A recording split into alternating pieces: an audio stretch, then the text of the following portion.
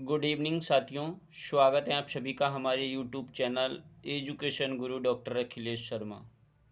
साथियों, आज हम आपको चाइल्ड डेवलपमेंट जो सीटेट पेपर होता है पेपर 2 उससे संबंधित सीडीपी के जो नोट्स हैं, प्रीवियस ईयर क्वेश्चन पेपर हुए हैं, उनको हम लेकर आए हैं साथियों, जो कि 21 तारीख को एग्ज़ाम है। सबसे पहले आप सभी से अनुरोध है, जो भी हमारे यूट्यूब चैनल पर नए हों तो यूट्यूब चैनल को सब्सक्राइब कर लें, साथ ही साथ में बेल आइकन को भी दबा दें। साथियों, ये हमारा कंप्यूटर बेस्ड एग्ज़ाम होगा, तो प्रीवियस ईयर जो सीडीपी के क्वेश्चन हैं उनको इस वीडियो के माध्यम से आप सभी के समक्ष प्रस्तुत कर रहे हैं। जो भी नए हों तो चैनल को सब्सक्राइब कर लें, साथ ही साथ में दोस्तों को भी शेयर करें। ठीक है साथियों, जैसे कि मैं बताना चाहूँगा कि बच्चों के विकास की प्रारंभ जो प्रक्रिया किस प्रकार की होती है।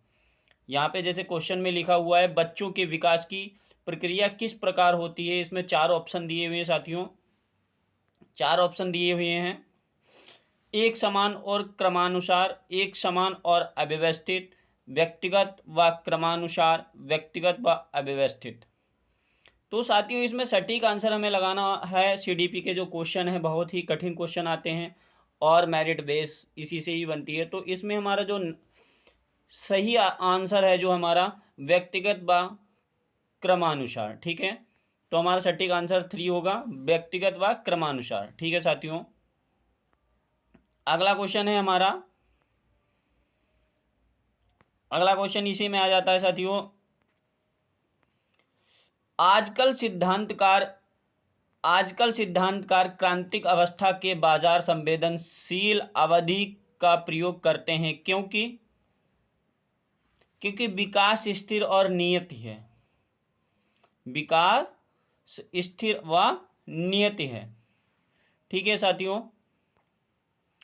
इसका आंसर हमारा जो है रहेगा, विकास की प्रगति गतिशील है। विकास केवल आनुवंशिकता से निर्धारित होता है या विकास केवल पर्यावरण द्वारा निर्धारित किया जाता है। तो विकास की प्रकृति क्या होती है? विकास जो है सतत यानी हमेशा चलने वाली प्रक्रिया है। तो क्या है? विकास एक गतिशील है। वृद्धि गतिशील नहीं, वृद्धि एक निश्चित समय सीमा तक व्यक्ति की होती है, लेकिन विकास डेवलपमेंट हमेशा होता है, कुछ ना कुछ सीखता रहता है। इसलिए राइट ऑप्शन हमारा क्या हो जाएगा? फर्स्ट। ठीक है साथियों, राइट आंसर हमारा फर्स्ट हो जाएगा। अगला क्वेश्चन है, इसी में अगला क्वेश्चन है हमारा, नरेश और मुकेश उम्र में लगभग बराबर हैं, लेकिन दोनों के संज्ञानात्मक व सामाजिक विकास में अंतर है। यह किस प्रकार के सिद्धांत के कारण है? विकास का शीर्षगामी सिद्धांत, विकास का समीप दूर अभिमुख सिद्धांत, या व्यक्तिगत विभिन्नताओं का सिद्धांत, या एकरूपता का सिद्धांत। तो ये क्या है? इसमें आप क्वेश्चन पढ़िएगा। इसमें सबसे पहले हम क्वेश्चन पढ़ते हैं। नरेश और मुकेश, यानी नरेश और मुकेश समान उम्र के लगभग बराबर हैं, लेकिन दोनों के संज्ञानात्मक व सामाजिक विकास में अंतर। संज्ञानात्मक और सामाजिक विकास में अंतर है, तो क्या है? व्यक्तिगत विभिन्नताओं का सिद्धांत, यानी कि व्यक्तिगत विभिन्नताओं के सिद्धांत के कारण ही वह दोनों अलग हैं। इसलिए हमारा राइट आंसर 3 होगा। ठीक है साथियों, अगला क्वेश्चन है हमारा, बच्चों के विकासात्मक प्रतिमान की उपलब्धि में देरी के लिए सीधे आनुवंशिकता को जिम्मेदार ठहराया जा सकता है।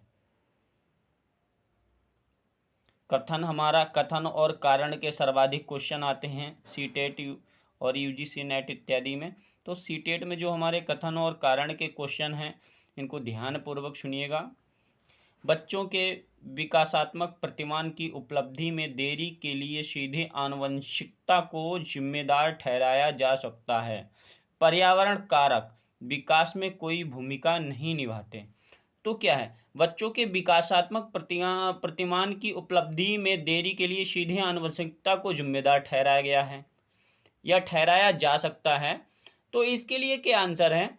क्योंकि ये दोनों यानी कि आनुवंशिकता यानी कि बच्चा जो जन्म लेगा वो कैसा भी हो, लेकिन उसका विकास अगर उसे सही से पोषण खाने के लिए नहीं मिलेगा तो उसका पोषण कैसे हो, उसे पढ़ने के लिए किताबें नहीं मिलेंगी तो कैसे हो सकता है।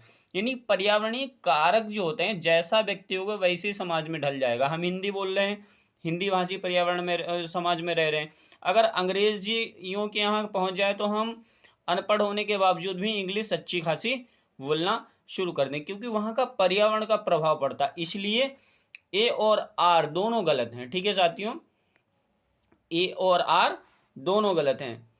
अगला क्वेश्चन है हमारा साथियों, आप लोगों से अनुरोध है जो भी हमारे यूट्यूब चैनल पर नए हैं, सबसे पहले यूट्यूब चैनल को सब्सक्राइब कर लें। बच्चों का सामाजिकरण,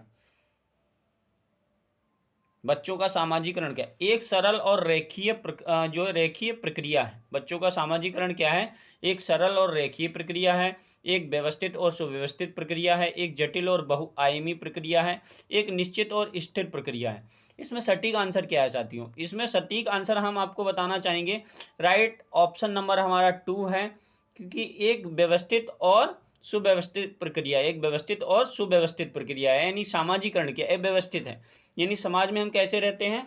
व्यवस्थित न, सुव्यवस्थित यानी कि व्यवस्था के आधार पर रहते हैं। तो ये कैसी प्रक्रिया है? बच्चों का सामाजिकरण व्यवस्थित और सुव्यवस्थित प्रक्रिया है। ठीक है साथियों, इसलिए राइट आंसर हमारा सेकंड आएगा।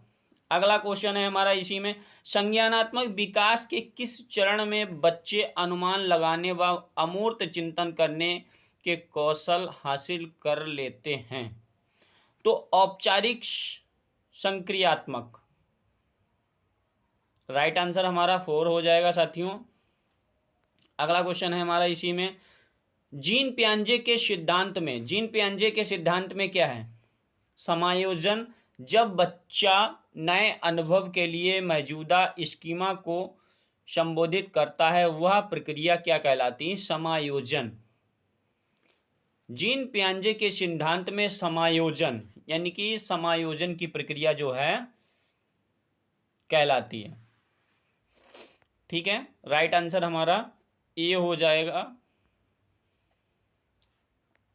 ठीक है, ए हो जाएगा। अगला क्वेश्चन है साथियों, अगला क्वेश्चन है, जीन पियाजे के अनुसार आत्मकेंद्रितता के क्या मायने हैं? तो आत्मकेंद्रितता के दूसरों के अनुभवों व सांसारिक दृष्टिकोण को अपनी दृष्टि से देखने की प्रवृत्ति जो क्या कहलाती? आत्मकेंद्रितता कहलाती है।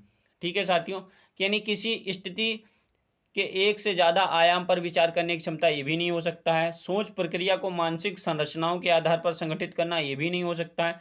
मौजूदा स्कीमा या उपयोग करके संसार को समझ बनाना, ये भी नहीं हो सकता है। लेकिन दूसरों के अनुभवों व सांसारिक दृष्टिकोण को अपनी दृष्टि से देखने की प्रवृत्ति क्या कहलाती है? आत्मकेंद्रिता। यानी कि कोई व्यक्ति कैसा भी, जैसे सपोज दैट कोई जो है खेल रहा है तो उसके आधार पर देखते हैं कि वो किस तरीके से खेल रहा है, तो हम अपने आधार पर ढाल लेते हैं उसको।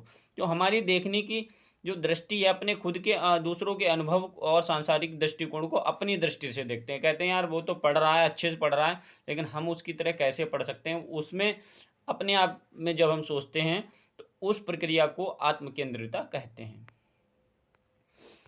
ठीक है साथियों, अगला क्वेश्चन है हमारा, लेव वाइगोत्स्की के अनुसार सांस्कृतिक और परिवेश, जहां पे लेव वाइगोत्स्की आ जाए वहां पे सांस्कृतिक चीजें आ जाती हैं। ठीक है, सांस्कृतिक और क्या है हमारा, सांस्कृतिक और परिवेश का संज्ञानात्मक विकास में महत्वपूर्ण योगदान है। ऑप्शन नंबर हमारा 3 सही होगा साथियों। लेव वाइगोत्स्की का जो है ऑप्शन नंबर 3 हो जाएगा सही।